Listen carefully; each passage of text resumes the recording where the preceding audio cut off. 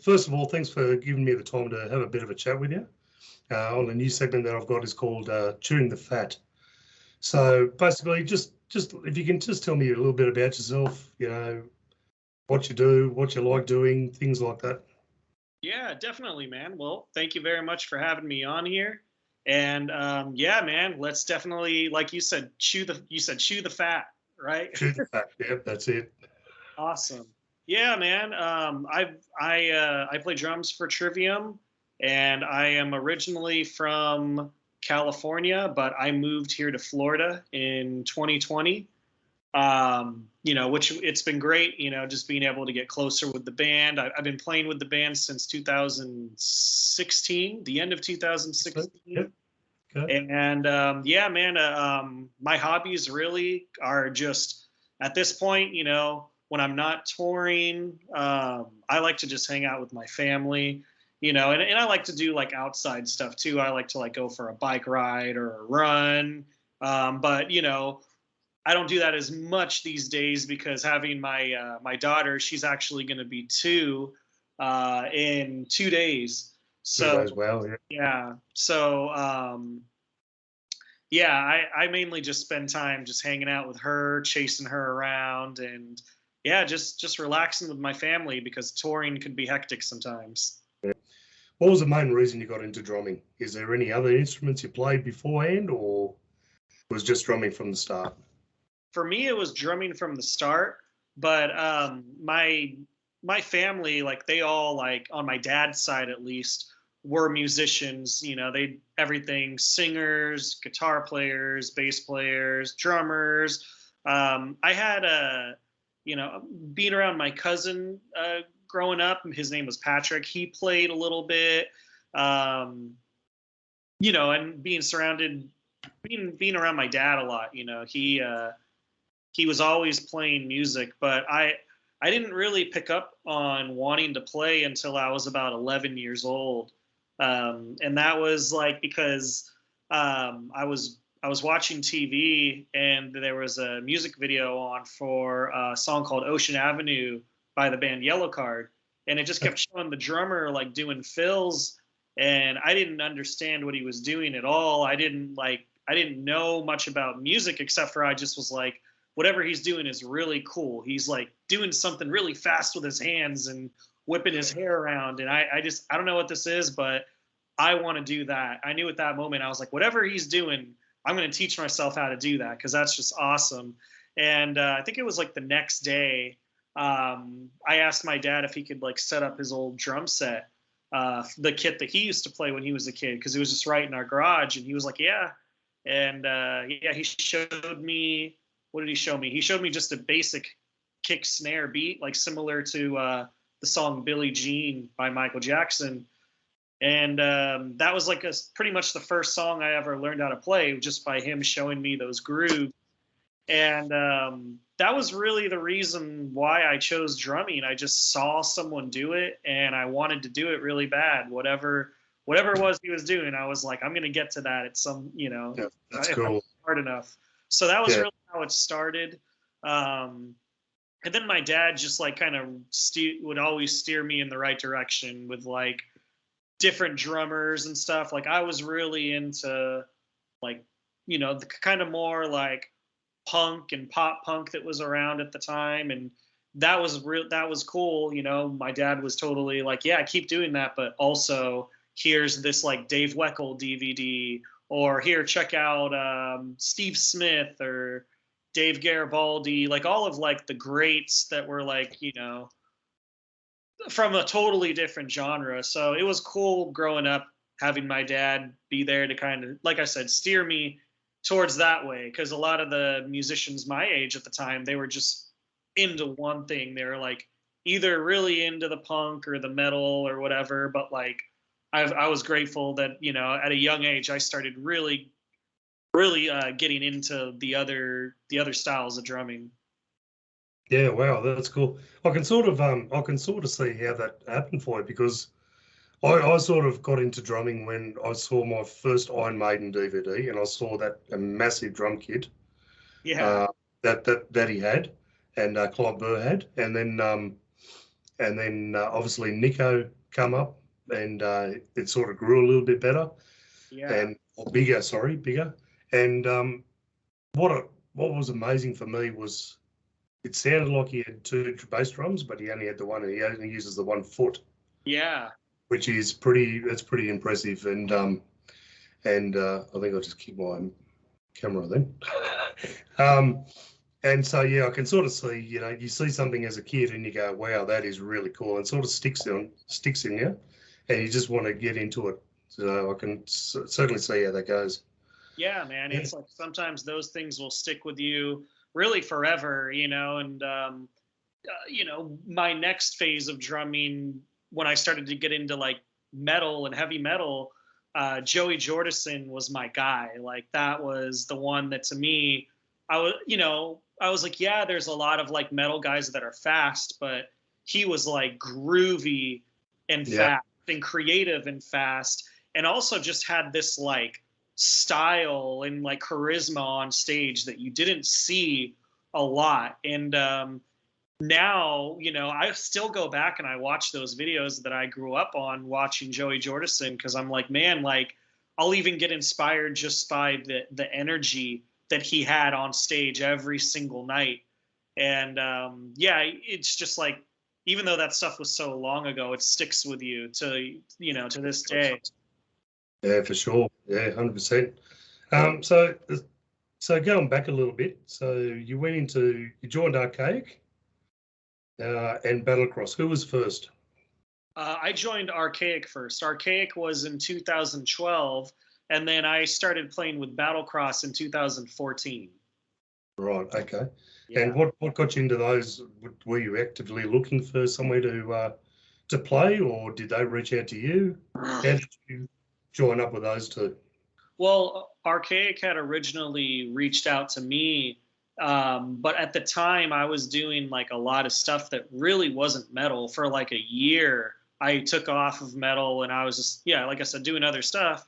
But then I remember at the time I got hit up by Arkaik, and it was almost kind of like going back to my roots, because I love like brutal technical death metal. I loved bands like Decrepit Birth and Deeds of Flesh. And I remember when Arkaik hit me up, they just sent me, I think it was like a YouTube message. This was a while ago.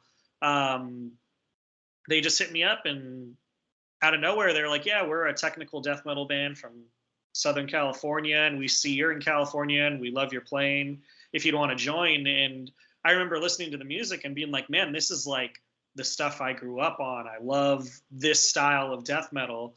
So I was like, yeah, man, let's do it. And that was the first band that I like went out and did like a professional tour with. Like I had toured before Arkaik, but when I went out with Arkaik, we had the opportunity to open for Cannibal Corpse. This was when they came out with, I think the record was called Torture. But anyways, yeah, so this was 2012. And yeah, I toured with them, did records with them. And then I ended up actually filling in for a while with the band Decrepit Birth. That was the first band I went to Europe with, and did a lot of awesome stuff with them. And then I joined Battlecross in 2014 because their manager, Velda, had reached out to me. I believe it was through a Facebook message. And yeah, I thought they were awesome, and they were touring a lot at the time, which is what I was kind of looking to do. I wanted to be consistently out on the tours. And yeah, they were doing that. So I had the opportunity to go out, try out for them after she hit me up. And yeah, I toured with them up until I think like 2016. Wow. Okay. And that's obviously when you joined Trivium. Well, right before I joined Trivium, I was filling in, I was doing double duty, touring with a guitar player by the name of Angel Vivaldi. Incredible, such a monster, such an incredible player. Anyways, yeah, I had the opportunity to play with him, and then I had the opportunity to play with Gus G, who played with Ozzy for over 10 years, I think. So it was cool. I got to do double duty for this tour that really tested my like capabilities at the time, trying to remember all of that material. So this was like, yeah, like I said, the summer of 2016. So then I came home after that tour for, I think I was home for maybe a couple months. And then I got the call for Trivium. Wow, cool. So obviously it's changed everything for probably for the better. You're more stable, new place in life, all that Yeah, sort of. So yeah, yeah, definitely, man. Yeah, it's been great. You know, it felt natural and like the natural next step to go in life. You know, and the timing couldn't have been better because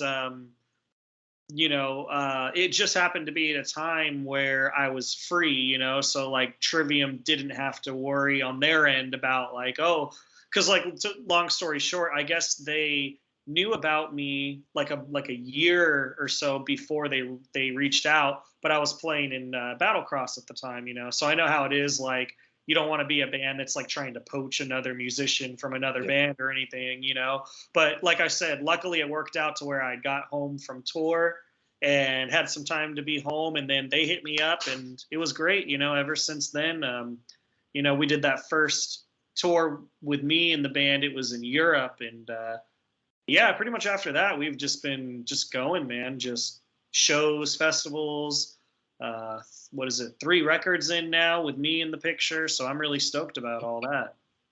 yeah. Well, that's one thing I was going to go on with the 3 albums. So obviously you recorded the 3, but learning the previous songs, what was that? Did they give you a bit of professional licensing, I guess you put it, to go and put your own spin on it, or did they want it exactly how it was? Well, when I first joined the band, I mean, with every band that I was playing with at the time, touring, my goal was always to try to like make it exactly like the record, unless they say otherwise, unless they give me the green light to, get a little goofy with it and try different stuff. But if not, then I'm playing it exactly like the record. That's what the band or the artist is paying me to do. So it's funny because like, if you look back at like the first tour I did with Trivium, that's how I did it, because no one said anything otherwise. So I was just like, I'm going to do what they're paying me to do. I'm going to literally play every single fill like the record, no matter what. And I think like slowly but surely, I started kind of just throwing my own little things in, like kind of on accident, because you're just like feeling it in the moment. And, so every once in a while you want to do that. And I noticed like no one said anything at all. And the more I started doing it, the more I started kind of getting like compliments. Like Matt would be like, dude, I heard that fill that you like added to whatever Pull Harder, whatever song, and, point it out and be like, dude, that was sick. So that to me was kind of like a really cool, like, green light to just kind of be me with the band. And with that, I try to also be respectful and go, okay, if I'm not going to take it like too left field, I don't want them to have to be like, oh, okay, reel it back in, So I just always try to find that middle ground. There's definitely some parts in old songs where it's like, no, it needs to be exactly like that for everybody to lock up. But every once in a while I'll hear something in my head and I'll try it, and sometimes it'll stay, and then other times I'll just keep on moving on to another idea. I try to just let it come out on the spot. I feel like that's when a lot of the best little things come out. Yeah, cool. So out of all the songs you play at the moment, what is the most sort of arduous sort of song that you play, the hardest one to sort of keep going with? I would say physically, physically it would probably be a song like Beyond Oblivion, or Sever the Hand or something, or even a song like Rain, just because it's physically you're going 100 miles an hour the entire time pretty much. But then there's also songs that challenge me in other ways, like maybe like a great example is some of the slower stuff that we play. Like a song like Until the World Goes Cold.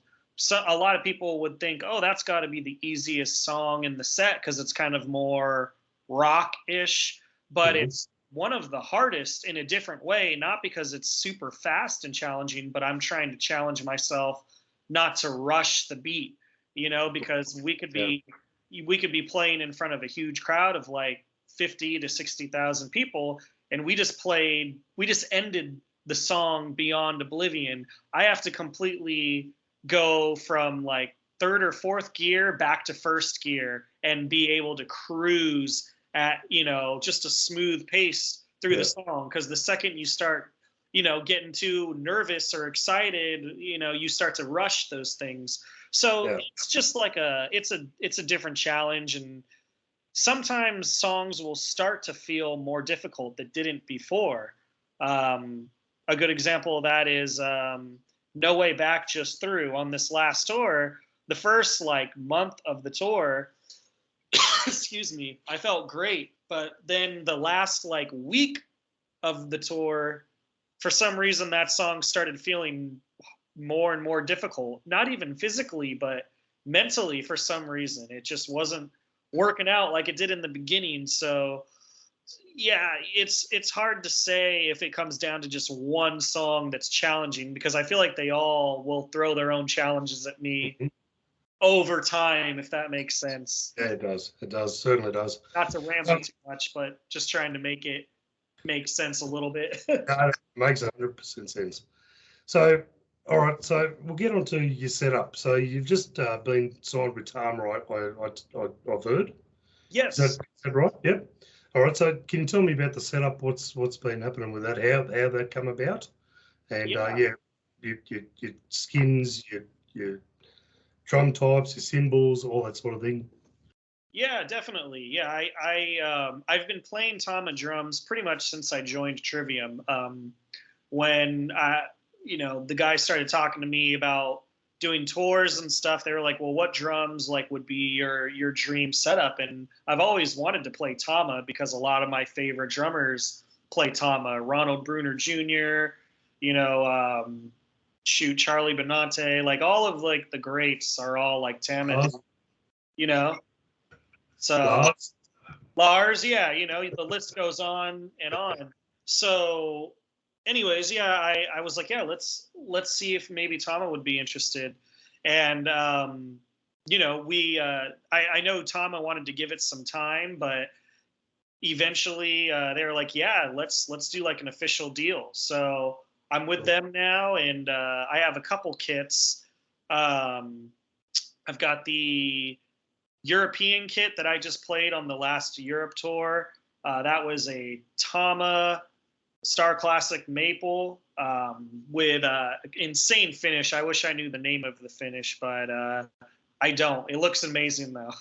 And then I have my my kit in the States, which is also, it's a Tama Star Classic, but I believe the shells are, what is it, Babinga? Maple and Babinga. And then I have another Maple kit that's on its way that's a US kit. So Tama has been amazing. I love their drums. I play Zildjian cymbals, pretty much all A custom. And then I play Axis drum pedals, Evans drum heads. I like to use the G2 clears on my toms, and I like their dry snare heads, like what is it, the HD or HD dry, one of those bad boys.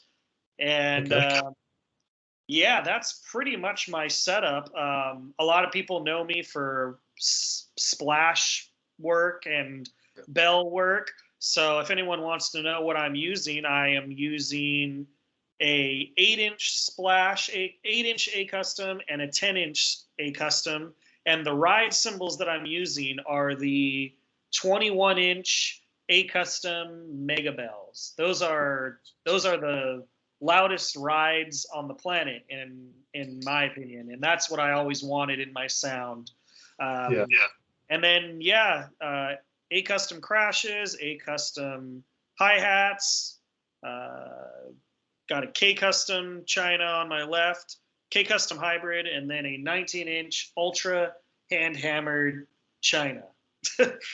Cool. Wow, that's a lot to remember, isn't it?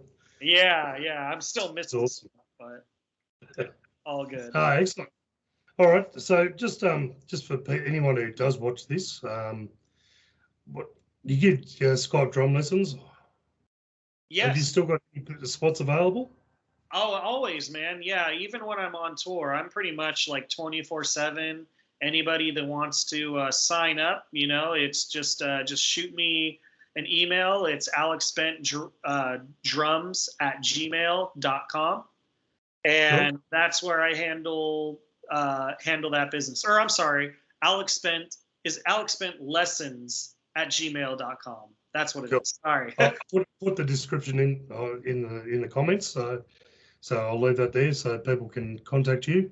Yeah, that's great, man. Also you've got your merch store, and you got a fair bit of merch out there for sale. So I'll put that link as well out there so we can start getting that out to people. I appreciate that. And you were saying you got some new merch coming out. I haven't started purchasing anything yet, but I am thinking of. I have a lot of ideas brewing, a lot of funny ideas for shirts and stuff. So I just need to take action and start putting that together. But yeah, definitely going to be having some stuff soon. Yeah, excellent. All right, well that's it for today. If you can give Alex a look up on YouTube, check his YouTube channel out. All the links will be in the description. And thanks again for hanging out and enjoying the Phat with me. Thanks, everybody. Thanks for having me. Cheers. Thanks, mate. See you later.